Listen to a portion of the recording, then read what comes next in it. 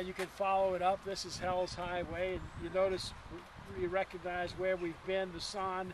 They had this distance to go before they got to the Wilhelmina Canal, and here's Hellman.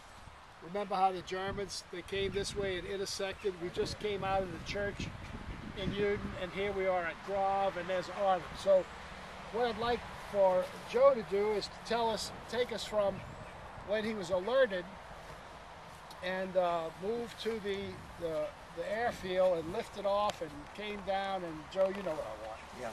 Not accustomed as I am to public speaking. The flight was about 2 hours, as I recall, from England. For the life of me, I can't remember the name of the airfield where that does it. Yeah. C-47, 12-minute stick. One time I knew the names of the pilots and whatnot. Memory, as you know, is like a file cabinet. You store stuff in it. Right. And from time to time, you open up the file cabinet and pull stuff out that's pertinent and leave other stuff that isn't. But as far as I can remember, these trees, some of these trees were not here. But that's the drop zone right over there. And it was a gorgeous day. These fields had been plowed, which made them soft.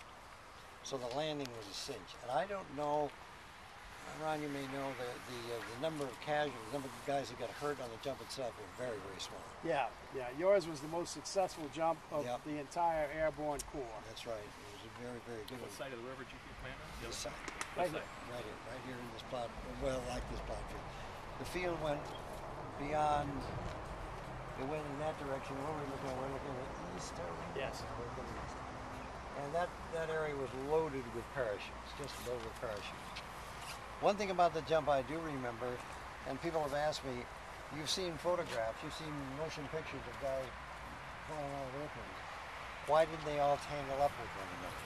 Well, there was a certain distance between each jumper, and if you had a good stick, you got out of the plane very, very quickly so the people were close together.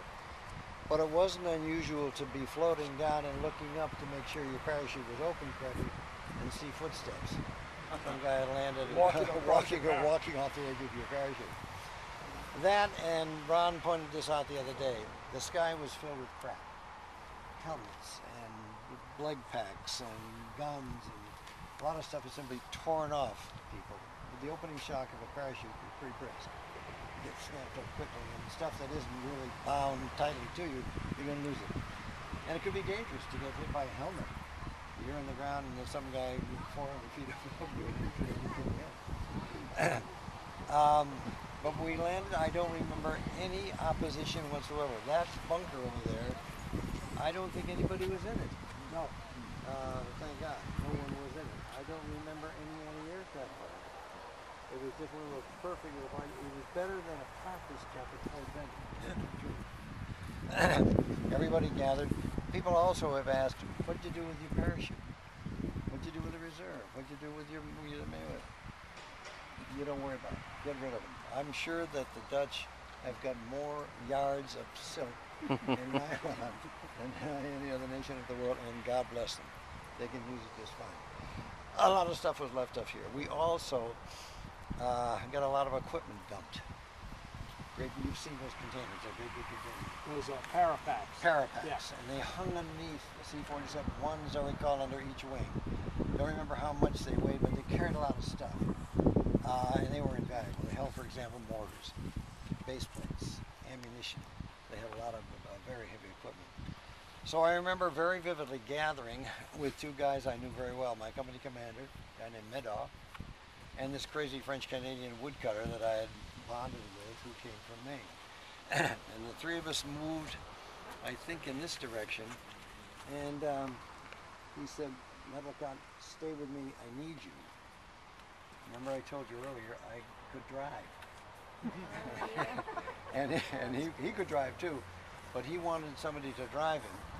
And the French Canadian in the back had a submachine gun, so he sat in the back of the Jeep.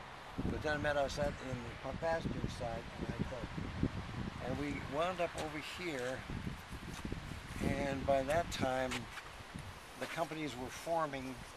There were a lot of guys milling around, and that was our objective, and that was our site. Can you imagine what that looked like 50, 60, some years ago? Is that the the bridge. Yep, yep. And Thompson, of course, was the first one to cross that. Yeah. Once he got over there, it was frankly a perfect mission. Because as Ron pointed out to you and you've heard before, the one way to take a bridge is to get both ends. That's what screwed up the British Army. They could not get across. And you saw the devastation that they took. It was terrible. So Thompson gets across there and he's got that side pretty well covered. We're here and more planes are coming, more guys are jumping out, more parapacks are dumping stuff down. We were in Fat City. We thought we were. And from that point on, things changed a good deal. But to come back here and see the changes, somebody asked me, the first time I came back was 5 years ago, and was I moved by what I saw? Yes and no. What moved me is to see what I saw as a kid, and at the same time listen to traffic going by and people riding their bicycles and houses that were not here then years ago. Thank God things have changed. To come back to the devastation that was here in 1944 would have been shattering. But when you get to Bastogne, you'll see the same kind of thing. Bastogne was just ripped to shreds. You wouldn't recognize it today, and thank God you couldn't. Where I remember seeing a Sherman tank on fire with a hole in the back of the size of your head is now an auto dealership, for example. So things do change. I became a driver for a bit, which was okay with me. I think Meadow, my company commander, wanted me with them, and I hate to toot my own horn, but I was a hell of a good shot. And he wanted somebody to take care of him, as well as my wily French Canadian in the back of the 17. So for a while it was an entertaining and an intellectual and learning experience. Bear in mind, I'm 17 years old. I don't know a hell of a lot. I come from a small town in Massachusetts. I hadn't been anywhere and done anything. And suddenly here I am with that vague sense in the back of my alleged mind that I could not define it. But I realized I was involved in something very important. If somebody had asked me at the time to explain how I felt, I couldn't. But that vague sense, here I am, surrounded by the finest people I've ever met in my life, embarked on a mission that I believed in, surrounded by guys I believed in and trusted and liked and would have done anything for. And at 17 you don't articulate those things, but you realize this is a great, great moment. Try to remember as much as you can. Of course I forgot things. I forget some of the terrible things that happened, thank goodness. I've forgotten some of the very funny things that happened. But I do remember going back to the Normandy invasion, and it stuck with me.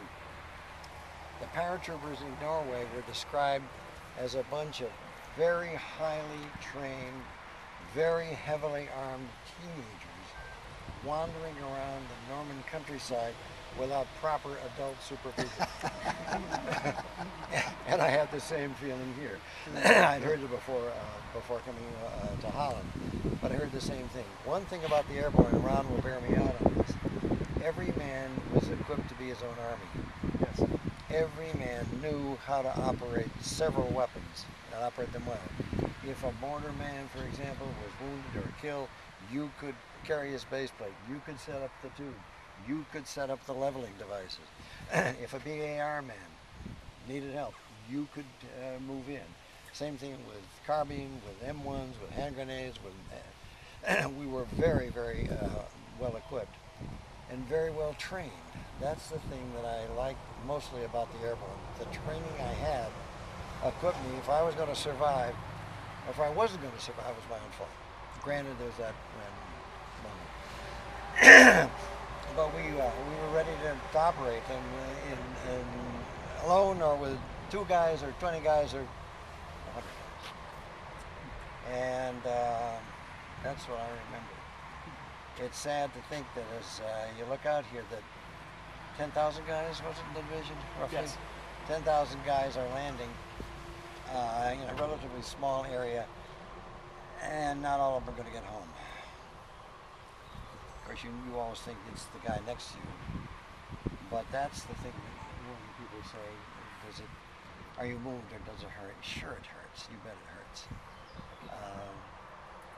Because you saw it at the cemetery in Normandy. Every cross is a promise that never got fulfilled. That's right.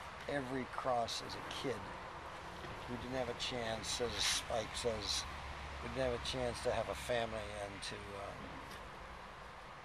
take part in a world that he had played a very small part in to make better.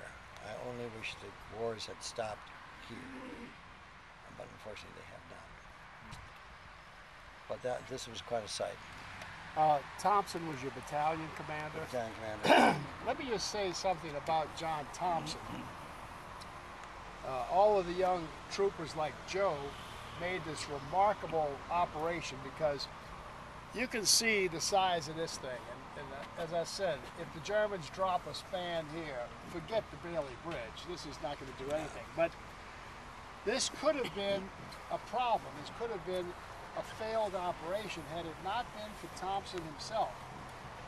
He stood in the door and the light was on, the red stand-up and hook-up light was on, and the pilot turned green when he was still on the other side. And Thompson saw that this was not good and all of his men were going to jump out and they were all going to be on that side of the bridge when they wanted to be on this side. And he did not jump out. He just told them, hold it for a second, maybe another 8 or 10 seconds, till they got on the pattern across the Moss River, and then they jumped and landed in a long string this way. I guess you rolled up toward this. Right. So without Thompson, you could have a situation where nobody would have been on this side, and they would have all been on that side, and maybe there would have been Germans to take this side, and now we end up again with the situation that they had at Nijmegen, where we had the south, they had the north. The situation we had at Arnhem, we had the north, they had the south. But here was just the perfect bridge operation ever. And you say Thompson was the first one to run on the other side. Not only that, but during that whole time, the Germans were in no position to try and recapture this bridge because we had both sides. So it was the perfect operation. You guys did a terrific job. Did they find any demolition that was not set off? I don't know. Did they? I don't think there was a block of TNT. I don't think there was anything like that, any explosive whatsoever. You talk about a perfect operation. It was also a very lucky one. Let's face it. And war is lucky. Yeah. A lot of war is lucky. Bridge hasn't changed any. No. It was a beautiful day, by the way. Oh yeah, 2 o'clock in the Sunday afternoon. Sun was out. It began to rain later, as you remember. So is this in the film the marking, or I mean the Bridge.MP4? Is this the one where they were trying to blow up? And No, that's the one where the guy comes and he says, "Get that Bailey stuff to the Thompson Bridge," and the guy says, "Oh, Colonel, 82nd sees the Grave Bridge intact." He said, "Well, we're not about to cross the intact Grave Bridge. We're over here." And you see him just briefly after they finished spanning it, and the column moves here, and 82nd is all over the place clapping, "All right, go ahead," and zip, they move on up, and then they end up bogging down at Nijmegen, which then the other part of the 504 has to do the paddle. The yacht club. The yacht club, yeah. But do walk down this way, you get a spectacular view